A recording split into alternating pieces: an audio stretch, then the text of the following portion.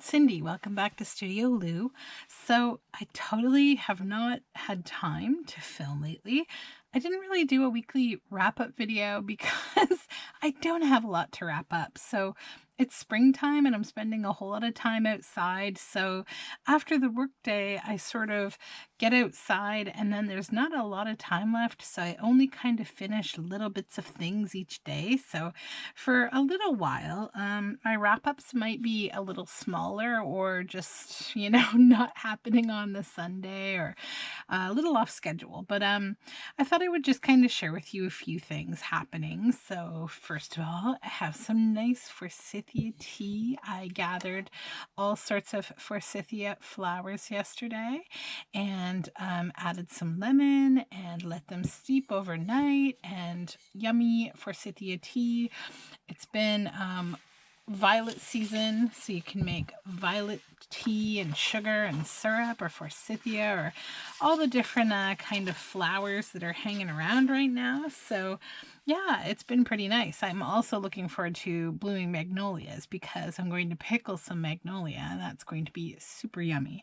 But I have a bunch of projects on the go right now, like a ton actually, because I'm starting another design team project. I'm starting a custom journal that I'm pretty excited about, and I'm working on just some other things. But for the last couple of days, I sort of just needed a little bit of like a refresh. I was having trouble kind of getting into the furniture journal, which I'm selecting signatures for right now. And then like I got all these other things coming my way that are going to mesh nature into them. So I thought I would share a little bit of stuff with you that I've collected for making some nature ephemera, which I might do a bit of here on this channel. Why not? So I found some of these silver dollars, so they're super pretty. Some of them are not in great condition, others are, but honestly, even if they are torn up when they're individual, they like look so beautiful. So they could look really nice trapped under acetate. And I got some of these these are the little sticks that are left over from the forsythia, and I thought I could do something with them because they're kind of pretty, and I like the way that they're shaped, all of the little buds that are naturally just occurring there. They're very pretty. And then I just pulled this off of a Austrian pine tree. And my daughter gave me this big bunch of dried hydrangea, which I'm not sure what I will do yet with it. And maybe just separate little pieces and kind of trap them under acetate as well. These I'll probably press down. These are oak leaves that I'll probably press down on something or punch like holes out over something. Then I've been so inspired by Norway spruce and Austrian pine trees lately, and this is kind of something that I'm thinking about doing more. Like I've had these ideas, like to me, doesn't this just kind of look like a natural like keyhole, like you would be opening like a magic door into a tree or something? So this is kind of where my brain is going lately, looking at these barks, these mossy barks. I was also thinking of making like a shadow box with all sorts of these beautiful bark slices from this Austrian pine tree, and imagine like putting like tiny little nails in the center and mounting them all like like visualize it like they're all like little characters, and they could all be like little specimens that were collected. And yeah, so that's kind of where my brain's going right now. And then I just loved all of the rusty tones and yellows in this little bit that I found. And I really love this. I can't remember what plant this is now. I completely forgot. But you see those little seeds in the center of the needles? Aren't they pretty? So yeah, that's all going to go into some ephemera for some things I'm working on. Doing lots of nature collecting over the last little while. So let me show you what else is happening here.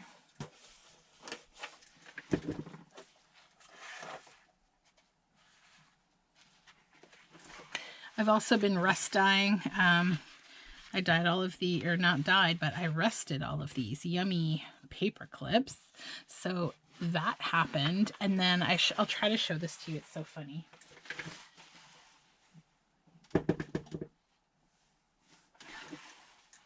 So I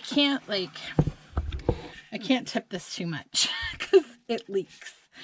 But if you can see this totally grody floaties, this is salt water that I am rusting like all sorts of stuff. I'm just using salt water before I get aggressive with vinegar, because you can get like good rust from salt water. It just takes a little longer. But I've got like all sorts of hardware and stuff in here. My husband works in a bit of industrial supply, and I've got some jars and jar lids in there. So this is going to be a big, nasty, rusty mess real soon, and I can hardly wait because I'm going to be doing lots of rust dyeing. So that's what I'm doing with this. This is like a gigantic jar of, like, it probably used to come from pickles. I don't know. I got it at the recycling center some time ago. I'll show you where I am with the furniture journal. Okay, so I'm not very far, so don't worry. If you're hoping to follow this journal, I'll do some videos of making things for it because I'm not very far at all. I've got the book taken out, so I took the book out of the, I left the end pages here. I have the extra ones that are the same, and obviously I'll probably be using some things from inside this book too. Now I'm just sort of selecting some pages that will go into the signatures. So you'll see I've got these like dollhouse kind of, this is from like a vintage like toys and games book. And then I have these two pieces of like kind of classic like Amish quilt type paper from a book. And then I pulled out the pages from this large North American or Ontario furniture book that I want to use, that have the names of all the different kinds of like furniture. I also love that mirrors were called looking glasses. It's just so beautiful. I feel like I just want to call them that from now on.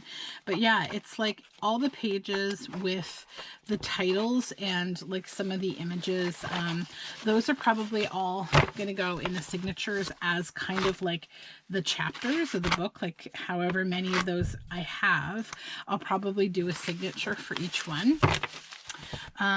So I've got this book, which has gotten all covered in fuzzies and things because it was sitting on my carpet when I was carding wool. So yeah, The Furniture of Old Ontario. This is a giant book, and I'll be using it to get lots of stuff out of to make ephemera. So I'll probably do some of that on camera.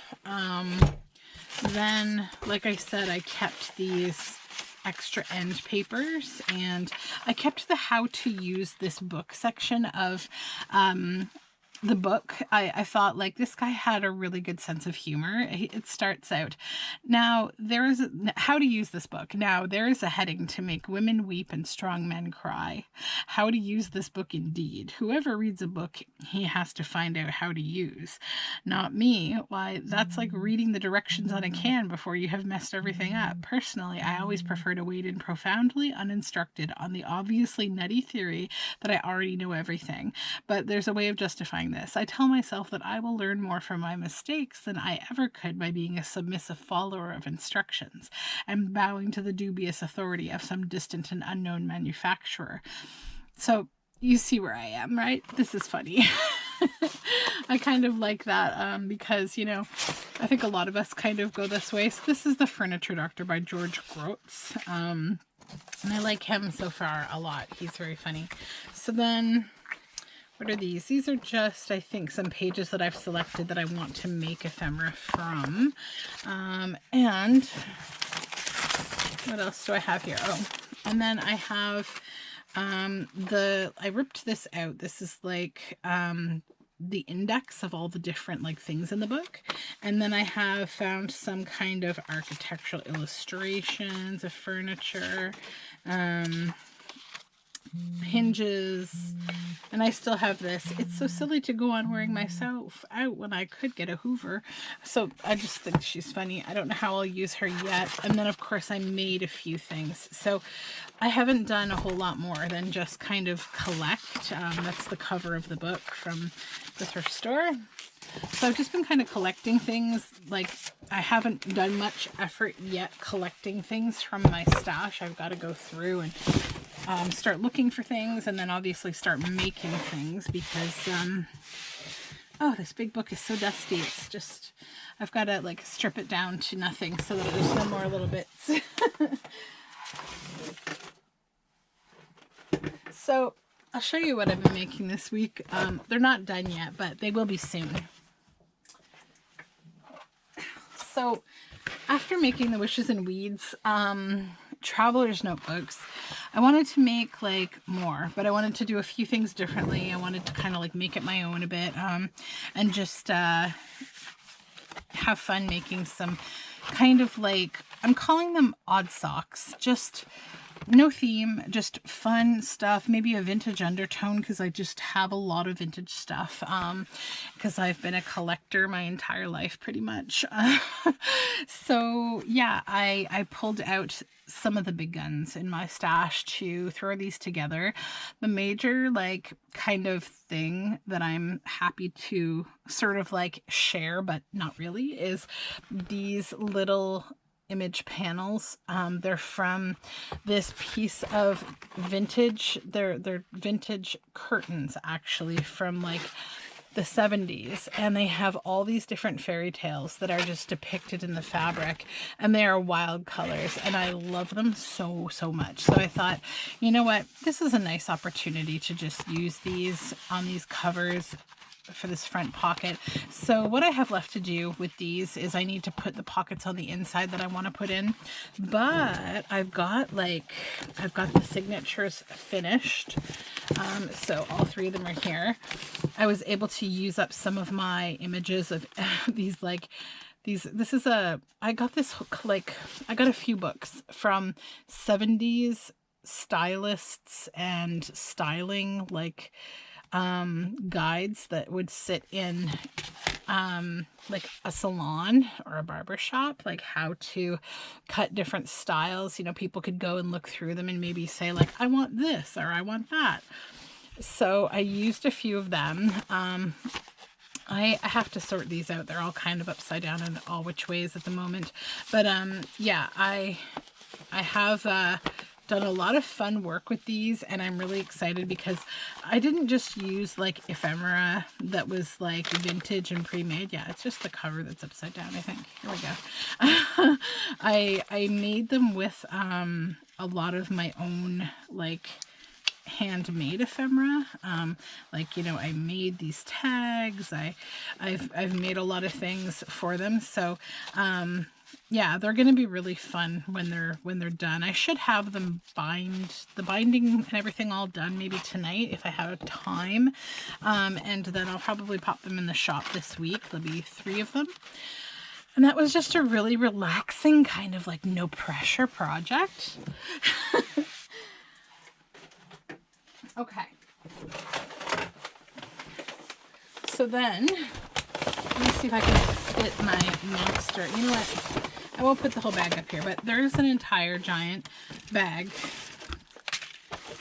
because I am cleaning out my garage, and I have trained myself to do a new skill, basically.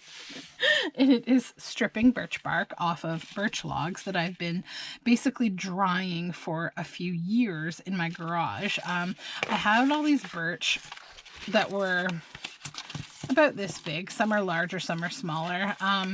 They came off of like my family's property because we had to clear some space to be able to like set up a little living area on the land, and there's a ton of birch trees there. So basically my dad had to cut a bunch of them down, and we didn't, want to just waste like all of the wood. Like, well, I didn't. My dad was just like, it's firewood, whatever.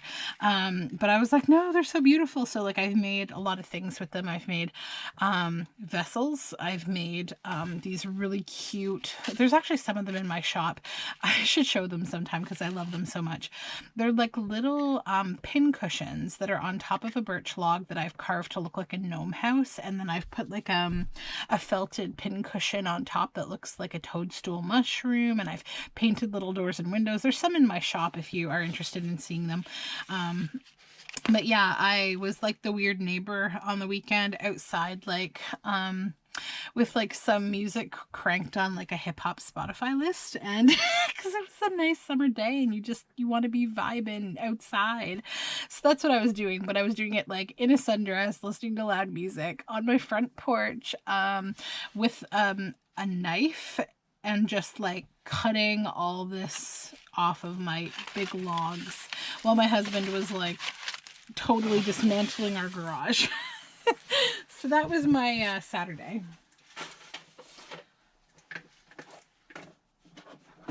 Okay, so other stuff I've been up to. What have I been up to? Okay, so I did the video. Hopefully you saw it with the Rorschach painting, the ink blot. I did this one during the video. Loved it. It was so fun. It was actually interesting because it was like, I'm homeschooling my daughter right now, and it was interesting because for some, how like the stars align sometimes and like things just happen in a weird way. So I was planning to do some of this with my daughter because this is an excellent thing to do with kids. And it was honestly weird because it was in her curriculum from one of like the books that like we kind of look at for curriculum. There was something called Fold Me a Print, and it was basically like doing this, like making mirrored images.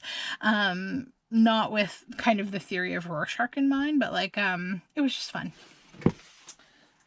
So that's that. Then I finished my 52 tags handmade. I almost like ran out of steam to do this one, and it's weird, like a couple people I follow that are also taking part in this, that do it every week religiously. Like they ran out of steam kind of too. One, because she's doing a bunch of other projects. Another, because her hand has been hurting. And so I'm like, oh my gosh, it's not just me. But anyways, I'm still trying to keep up. I want to keep up. I've actually started the tag for this week already. I've gotten a start on it.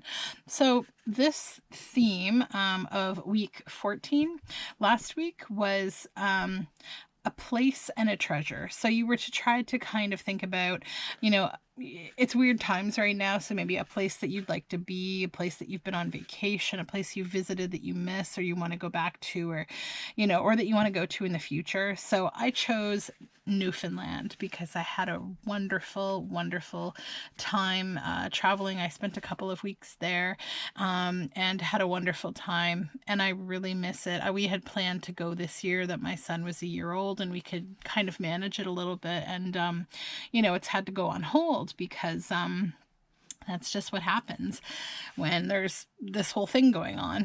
But I'm happy to report that I have booked my appointment for my shot. I did that this morning. I finally was able to figure it out in the extremely archaic way that our government has tried to do this. I managed to figure it out. So all fingers crossed, by the end of this month, we will be vaccinated.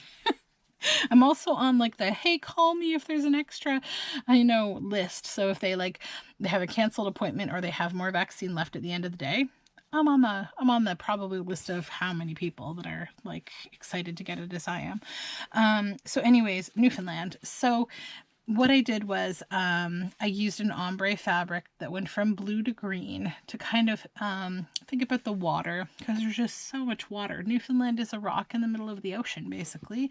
And then the forests, there's so much green and it goes on forever. And then I stitched these kind of craggy trees, because Newfoundland is just full of interesting trees that all have kind of their own character. Like You know, when you see a tree and it almost seems like it's like a tall person that's kind of like bending around in an interesting pose. Like there's just so many trees like that that really speak to you. And I did French knots to do like the leaf clusters. And then this is all French knots as well. This is a rocky outcrop, which are all over Newfoundland. Like the typical Newfoundland property, sort of more rural, is in like a fishing village, and it's like a house that's made, you know, of wood and siding, and it has to endure like a lot of weather and salt water, and you know, they have these rocky outcrops and outbuildings all over the property, and the property's all like uppity downy, like a really fun and interesting place. And then I also stitched, and some of these I wove. These two are woven with the embroidery floss, and then those ones I just kind of straight stitched and did little roofs. So this is Jelly Bean Row, which is in St. John, rather, Newfoundland, and it is this whole row downtown up this hill of just these beautiful, brightly painted houses, and they call it Jelly Bean Row just because they look like a bunch of jelly beans. So it's pretty lovely. And then I just put this lace on here for the fun of it because there's a pocket here, and then I stitched little bits of blue for the water.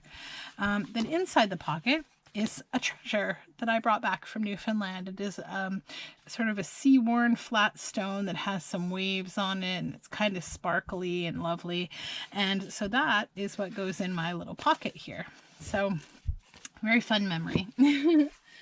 So let's put that into the treasure box here. Okay, so what else did I do? I did lots of dyeing. So I've been doing some rust dyeing. So here are some of my cotton fabrics that I have been rust dyeing. You see the markings. It's hard to show you kind of because it's hard to spread the whole thing out, but I love these. I can't wait to use them for stitching on. I just got to think about what I want to stitch. I've got about a million ideas in my head right now that I need to record in my idea book before I forget them all. So yeah, here is some more cogs and beautiful like botanical staining here and there. I just love the overall grungy feel of this. It's just amazing. So there's that. Then I did more paper. I'll show you real quick. These ones came out really pretty. Rose petals. I'll just go quick. I won't explain everything. These ones are almost, they feel almost kind of like industrial to me, which is interesting.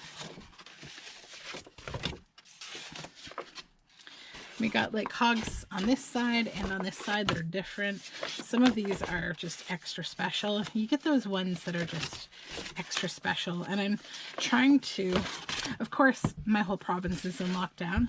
So after we're not anymore, I want to see about going to try to find more rusty bits. I'm hoping our flea market opens up this summer, like that enough people are vaccinated. So I learned something. So, you know, I do a lot of my botanical printing on watercolor paper, but I thought I would try construction paper, literally just kids construction paper, right? Because it's so pulpy.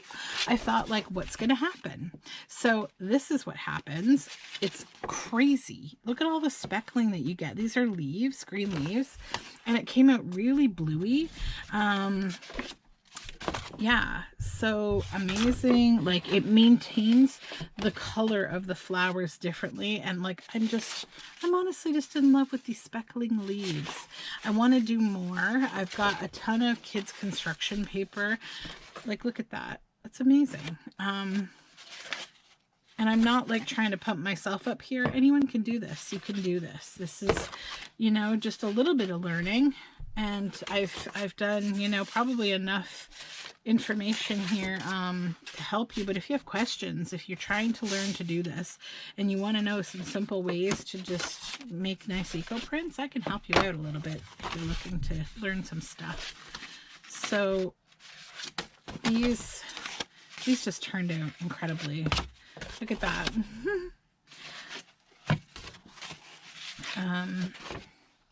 These ones I really got a large stem of flowers. I actually have a whole bunch more flowers upstairs that I'm going to try to work on today. Those ones are stunning, and that's on watercolor paper. These particular leaves are just amazing. yeah, so lots and lots of paper. Okay, so let's get this out of the way. I think that might be like my whole, everything I've done. Let me see.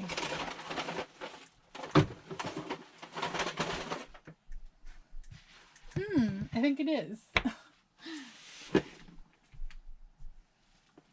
I'm just looking around my studio like, do I have nothing else to share? Oh, yes I do. I got one more thing. So I made one video for this, the TCTC 2021. I just wanted to show you the book. I put the book together. Look at this chunky 4-inch spine. Oh my goodness, it's so great.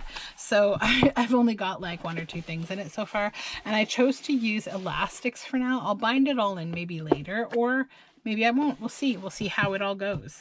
So I used I repurposed this book cover because it was a nice heavy one, and I just kind of roughly used this blue plaid. This was a lovely old vintage t-shirt, and I made a triple pocket here as one thing, like, and I wrote here, I learned it from Gail Agostinelli. I popped it on there, and then I added my tag that I made from the first of the TCTC videos, and I added on the back where I learned it from, and whose shop that the original idea came from, so that I would remember who did this. And then I just popped it in there. And then the other thing I've added is the map that Wishes and Weeds gave us for, I just typed it out, kind of all her directions for the journal, the traveler's notebook. So yeah, this hunko ideas is on its way to getting filled up. So I'll probably start doing more videos, probably even just short ones doing that.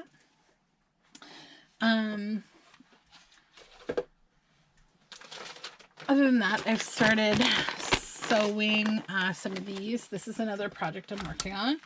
So I'm stitching, I have all this. This was a red wool felt coat, and I cut it all up into these little circles that I'm going to be making little toadstools out of. I saw this little wool on here because from this pincushion. So yeah, I've been working on little mushrooms for something. Don't know yet. It's just one of those kind of mindless things. I didn't bring all my other projects like my stitching because it's all upstairs.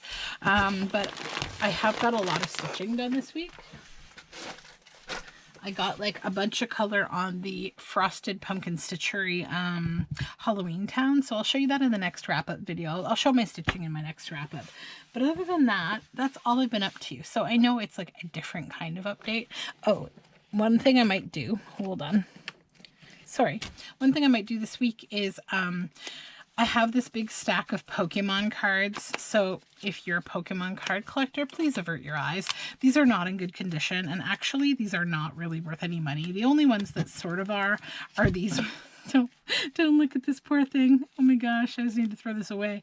These holographic ones, they can be worth a little bit of money, but they're really not, like maybe $5. So I got these like years ago now at a Goodwill outlets, like from the bins. I just grabbed them because I was like, oh cool, Pokemon cards.